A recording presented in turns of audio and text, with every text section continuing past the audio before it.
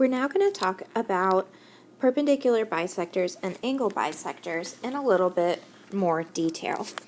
So to review, the perpendicular bisector of a triangle is a segment that is perpendicular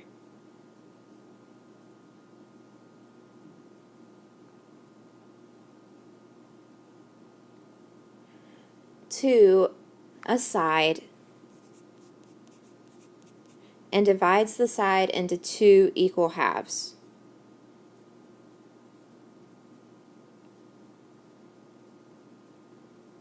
AKA it bisects the side.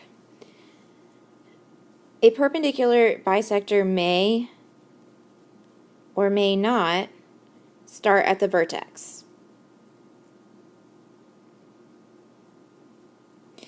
So if I look at these triangles, I'm not going to construct all of the perpendicular bisectors, but basically you just go to where it's bisecting a side and draw a perpendicular line straight up from it.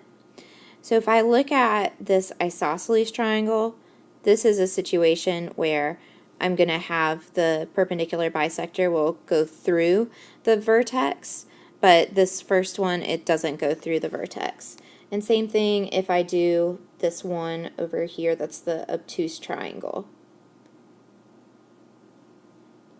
It also is not going to pass through the side. And there are really three of these. We're going to do constructions of three of these in class. So a triangle has three perpendicular bisectors since it has three sides. So of course we have a couple theorems coming from this topic. So the first one is just called the perpendicular bisector theorem.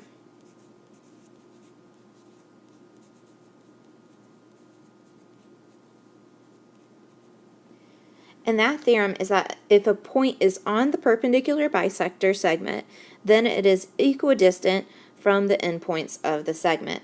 So remember, equidistant just means an equal distance. Hopefully that's pretty self-explanatory.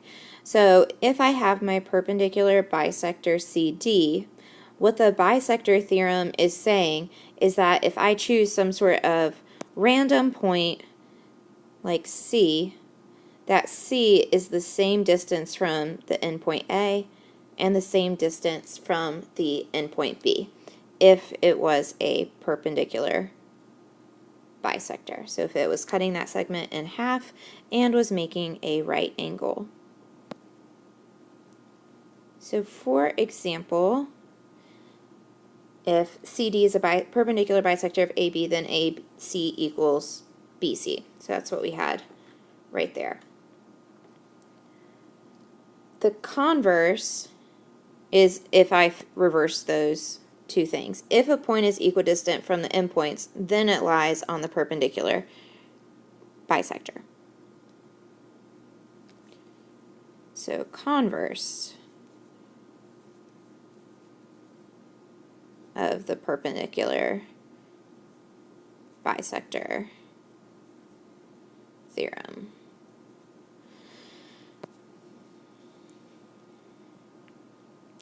So how can we use these with triangles if I want to solve some problems? So if I look at my first diagram, if I have my perpendicular bisector, I know that where it's intersecting is congruent, so I could set those two equal. I also know it's making a right angle, so I might need to solve something and set it to 90 degrees.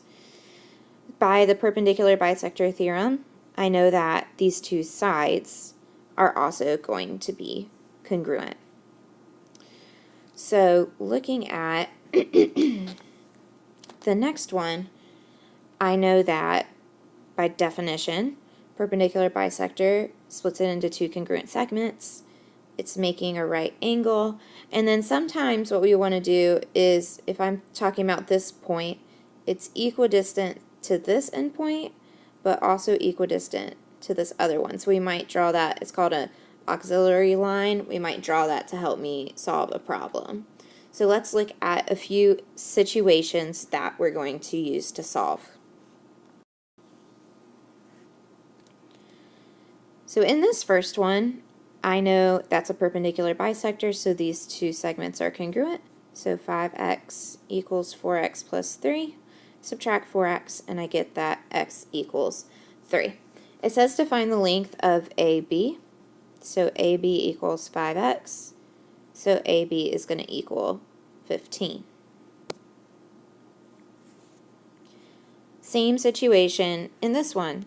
That's a perpendicular bisector, so I know that AB is going to be congruent to AC, so x plus 18 equals 3x minus 6. Subtract the x, 18 equals 2x minus 6. Add the 6, I get 24, so 2x equals 24, and x equals 12. Once again, they wanted me to find AB, so AB equals x plus 18, which is 12 plus 18, so my final answer is 30. Always make sure to pay attention to whether you're answering the question that they're asking. Really the same thing going on here. Notice once you know how to do one type of problem, they're really all the same thing. 3x plus 14 equals 5x, so 14 equals 2x. X equals 7. They want to know AD, so AD D is 5 times 7, so 35. My last one's down. And this one's a little bit different. It's giving me the segments that it is intersecting. So here's my perpendicular bisector, which means the two segments that it's intersecting are going to be congruent. 2y plus 3 equals 4y minus 7. I'm going to bring all this up here. Subtract 2y from both sides. So 3 equals 2y minus 7. Add 7. So y equals 5, and it wants me to find AC. So be careful here. That's asking me to find this entire length. So I'm going to find, personally, I'll find BC first and then just double it. So 2 times 5 plus 3 is going to give me 13. So if each of these segments is 13, that means my final answer will be 26.